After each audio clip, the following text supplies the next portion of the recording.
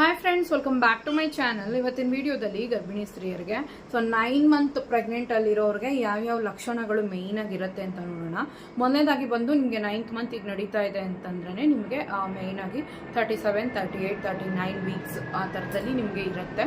So ಈ ಟೈಮಲ್ಲಿ ನಿಮಗೆ ಜಾಸ್ತಿ ಬೇಬಿಯ ಒಂದು ಕಿಕ್ಸ್ ಬಂದು ಅಷ್ಟೊಂದು ಇರಲ್ಲ.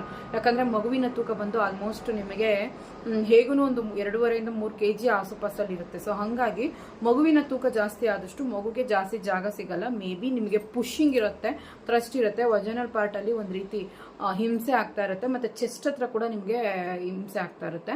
ಆಲ್ಮೋಸ್ಟ್ ಜಾಸ್ತಿ ಕಿಕ್ಸ್ ಅಂತಿರಲ್ಲ, ತುಂಬ ಅಂದರೆ ಜಸ್ಟ್ ಹಿಂಗೆ ಪುಷ್ ಮಾಡೋದಕ್ಕೂ ಮೈಯೆಲ್ಲ ಹಾಕಿ ಪುಷ್ ಮಾಡೋದಕ್ಕೂ ವ್ಯತ್ಯಾಸ ಇದೆ ಅಲ್ಲ. ಈಗ ನಾವು ಬಂದು ಮಲಗಿರುವಾಗ ಕೈನ ಸೈಡ್ಗೆ ಹಿಂಗೆ ಹಾಕೋದಕ್ಕೂ ಮೈಯೆಲ್ಲ ತಿರುಗಿಸಿ ಕೈನ ಸೈಡ್ಗೆ ಹಾಕೊಂಡು ಮಲಗೋದಕ್ಕೂ ವ್ಯತ್ಯಾಸ ಇದೆ.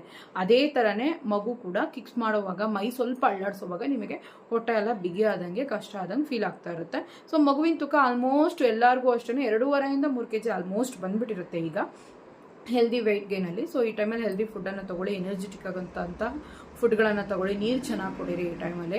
ಮತ್ತು ಮಿಕ್ಕಿದಂಥ ಲಕ್ಷಣಗಳು ಏನಪ್ಪ ಅಂತಂದರೆ ನಿಮಗೆ ಸ್ಟೊಮಕ್ ಅಬ್ಡಾಮಿನಲ್ ಡ್ರಾಪ್ ಆಗೋದು, ನಿಮಗೆ ಸ್ವಲ್ಪ ಮೇಲಕ್ಕಿರುವಂತಹ ಹೊಟ್ಟೆ ಒಂದು ಸ್ವಲ್ಪ ಡೌನ್ ಆಗುತ್ತೆ, ಮೊಟ್ಟೆ ಆಕಾರದಲ್ಲಿ ಒಂಥರ ಶೇಪಲ್ಲಿ ಇರುತ್ತೆ ಹೊಟ್ಟೆ, ಒಂದು ಸ್ವಲ್ಪ ಡೌನ್ ಇಳ್ದಂಗೆ ಇರುತ್ತೆ.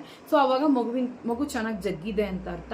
ಆಲ್ಮೋಸ್ಟ್ ನಿಮಗೆ ಸಫಾಲಿಕ್ ಪ್ರೆಸೆಂಟೇಷನ್ ಇದೆ ಅಂತಂದರೆ ಮಗು ಹೆಡ್ ಬಂದು ಫಿಕ್ಸ್ ಆಗೋದಕ್ಕೆ ಹೋಗ್ತಾ ಇರುತ್ತೆ ಅಂತ ಅರ್ಥ. ಬ್ರೀಚ್ ಪ್ರೆಸೆಂಟೇಷನ್ ಇದ್ರೆ ಖಂಡಿತವಾಗ್ಲೂ ನಿಮಗೆ ಸ್ಟೊಮಕ್ ಡ್ರಾಪ್ ಆದರೂ ಕೂಡ ನಾರ್ಮಲ್ ಡೆಲಿವರಿಗೆ ಅನ್ಕೊಳಕ್ಕೆ ಹೋಗ್ಬೇಡಿ. ಕೆಲವು ಟೈಮಲ್ಲಿ ಅದು ಆ ಥರ ಆಗಿರುತ್ತೆ.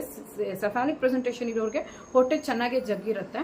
ಆ ಬ್ರೀಚ್ ಪ್ರೆಸೆಂಟೇಷನ್ ಇರೋರಿಗೆ ತಲೆ ಮೇಲಿದ್ದು ಕಾಲು ಕೆಳಗಿರೋದ್ರಿಂದ ನಿಮಗೆ ಅದು ಇನ್ಕ್ಲೂಡ್ ಆಗಲ್ಲ. ಯಾಕಂದರೆ ನಾರ್ಮಲ್ ಆಗೋದಕ್ಕೆ ಚಾನ್ಸ್ ಬಂದು ನಿಮಗೆ ಸಫಾಲಿಕ್ ಪ್ರೆಸೆಂಟೇಷನ್ ಇರೋರಿಗೆ, ಹೆಡ್ ಡೌನ್ ಇರೋರಿಗೆ, ಹೆಡ್ ಫಿಕ್ಸ್ ಆಗಿರೋರಿಗೆ ಮಾತ್ರನೇ. ಸೊ ಅದು ಬಂದು ಮನಸ್ಸಲ್ಲಿರಲಿ. ಯಾಕಂದರೆ ನನಗೆ ಹೆಡ್ ಡೌನ್ ಆಗಿರುತ್ತೇನೋ, ಮೇ ಬಿ ಬ್ರೀಚ್ ಪ್ರೆಸೆಂಟೇಷನ್ ಅಂತ 8 ತಿಂಗಳ ಸ್ಕ್ಯಾನಿಂಗಲ್ಲಿ ಹೇಳಿದ್ರು. ಈಗ 9 ತಿಂಗಳಾಗಿದೆ ಅಲ್ಲ, ನನಗೆ ಮಗು ಡೌನ್ ಆಗಿರುತ್ತೆ, ನಾರ್ಮಲ್ ಆಗುತ್ತೆ ಅಂತ ಅನ್ಕೊಳಕ್ಕೆ ಹೋಗ್ಬೇಡಿ. ಖಂಡಿತವಾಗ್ಲೂ ನಿಮಗೆ ಸ್ಕ್ಯಾನಿಂಗಲ್ಲೇ ಗೊತ್ತಾಗೋದು. ಒಂದು ವೇಳೆ ನಿಮಗೆ ಡಾಕ್ಟರ್ C-ಸೆಕ್ಷನೇ ಬೆಟರು, ಬೇಬಿ ಬಂದು ನಿಮಗೆ ಟರ್ನ್ ಆಗಿಲ್ಲ, ಹೆಡ್ ಡೌನ್ ಆಗಿಲ್ಲ ಅಂದಾಗ ಡಾಕ್ಟರ್ ಹೇಳೋದನ್ನೇ ನೀವು ಕೇಳಬೇಕಾಗುತ್ತೆ. ಯಾವುದೇ ಕಾರಣಕ್ಕೂ ನಾರ್ಮಲ್ ಅಂತನೋ ಪ್ರಯತ್ನ ಪಡೋಣ ಅಂತನೋ ನೀವು ಡಾಕ್ಟ್ರನ್ನ ಇಟ್ಟು ನೀವು ಯೋಚನೆ ಮಾಡಿ. ಯಾಕಂದರೆ ನಮಗದೆಷ್ಟು ಹೇಳೋಕೆ ಬರಲ್ಲ. ನಿಮ್ದು ಏನಿದ್ರು ಸ್ಕ್ಯಾನಿಂಗ್ ರಿಪೋರ್ಟ್ಸ್, ನಿಮ್ಮ ಬ್ಲಡ್ ವ್ಯಾಲ್ಯೂಮು ಮತ್ತು ನಿಮ್ಮ ಆಕ್ಸಿಜನ್ ಲೆವೆಲು, ನಿಮ್ಮ ಪ್ರತಿಯೊಂದು ವಿಷಯಗಳನ್ನು ಇಟ್ಟು ಬಂದು ಹೇಳುವಂಥದ್ದು. ಮತ್ತು ಬಂದು ನಿಮಗೆ ಈ ಟೈಮಲ್ಲಿ ಲೈಟಾಗಿ ವೈಟ್ ಡಿಸ್ಚಾರ್ಜ್ ಆಗೋದಕ್ಕೂ ಚಾನ್ಸ್ ಇದೆ. ಮತ್ತು ವಾಟರ್ ಬ್ರೇಕ್ ಆಯಿತು ಅಂದರೆ ಇಮಿಡಿಯೇಟಾಗಿ ಡಾಕ್ಟರ್ ಹತ್ರ ಹೋಗಿ ತೋರಿಸ್ಕೊಳ್ಳಿ. ಯಾಕಂದರೆ ಡೆಲಿವರಿ ಅನ್ನೋದು 37 ವಾರ, 38 ವಾರ, 39 ವಾರ ಈ ವಾರಗಳಲ್ಲಿ ಆಗೋದಕ್ಕೆ ಚಾನ್ಸ್ ಜಾಸ್ತಿ ಇರುತ್ತೆ. 30 ವಾರದಲ್ಲಿ ಸೊ ನಿಮಗೆ ವೈಟ್ ಡಿಸ್ಚಾರ್ಜ್ ಅಂತ ಆಗೋವಾಗ ಹುಷಾರಾಗ್ಬಿಡಿ. ಈ ಟೈಮಲ್ಲಿ ಆಗೋದಕ್ಕೆ ಚಾನ್ಸಸ್ 100% ಇರುತ್ತೆ. ಮತ್ತು ಬಂದು ಎಲ್ಲರಿಗೂ ವಾಟರ್ ಬ್ರೇಕ್ ಆಗುತ್ತಾ ಅಂದರೆ ಖಂಡಿತವಾಗ್ಲೂ ಇಲ್ಲ. ಎಲ್ಲರಿಗೂ ವಾಟರ್ ಬ್ರೇಕ್ ಆಗಿದ ತಕ್ಷಣವೇ ನಾರ್ಮಲ್ ಡೆಲಿವರಿ ಆಗೋಕ್ಕೆ ಚಾನ್ಸ್ ಇದೆಯಾ ಅಂದರೆ ಅದೆಲ್ಲನೂ ಹೇಳೋಕ್ಕೆ ಬರಲ್ಲ. ಯಾಕಂದರೆ ವಾಟರ್ ಬ್ರೇಕ್ ಆಗಿದ ತಕ್ಷಣ ಇಮಿಡಿಯೇಟಾಗಿ ಹಾಸ್ಪಿಟ್ಲಿಗೆ ಹೋಗಬೇಕು ಅಂತ ಅರ್ಥ. ವಾಟರ್ ಬ್ರೇಕ್ ಆಗಿಲ್ಲ ಅಂದ್ರೂ ಆನ್ ಟೈಮ್ ಹಾಸ್ಪಿಟ್ಲಿಗೆ ಹೋಗಬೇಕು. ನಿಮಗೆ EDD ಡೇಟ್ ಏನು ಕೊಟ್ಟಿದ್ದಾರೋ ಹಿಂದೆ ಮುಂದೆ 10 ದಿವಸ ಇಲ್ಲ 1 ವಾರ ತುಂಬ ಹುಷಾರಾಗಿರಿ. ನನಗೂ ಕೂಡ ಅಷ್ಟೇ, ಕೊಟ್ಟಿದ್ದಂಥ EDD ಡೇಟ್ಗಿಂತ ಮುಂಚೆನೇ, 1 ವಾರಕ್ಕೆ ಮುಂಚೆನೇ ಡೆಲಿವರಿ ಆಯಿತು. ಫಸ್ಟ್ ಪ್ರೆಗ್ನೆನ್ಸಿಗೆ ನನಗೆ ಬಂದು ಕರೆಕ್ಟಾಗಿ ಆನ್ ಟೈಮ್ಗೆ ಆಯಿತು. 2-3 ದಿನ ಕೊಟ್ಟಿದ್ರು, ಅದ್ರಲ್ಲಿ ಕರೆಕ್ಟಾಗಿ ಆನ್ ಡೇಟಲ್ಲಿ ಆಯಿತು.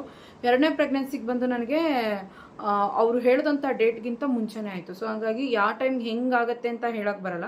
ಸೊ ಹುಷಾರಾಗಿದ್ದು ನೀವು ನಿಮ್ಮ ಪ್ರೆಗ್ನೆನ್ಸಿಯಲ್ಲಿ ಇದನ್ನೆಲ್ಲ ನೋಡ್ಕೋಬೇಕಾಗುತ್ತೆ. ಮತ್ತು ಕಾಲು ಊತ ಇರುತ್ತೆ, ಕೈ ಊತ, ಮುಖ ಊತ ಎಲ್ಲನೂ ಇರುತ್ತೆ. ಅದಕ್ಕೆ ಅಂತ ನೀರು ಕುಡಿಬಾರ್ದು.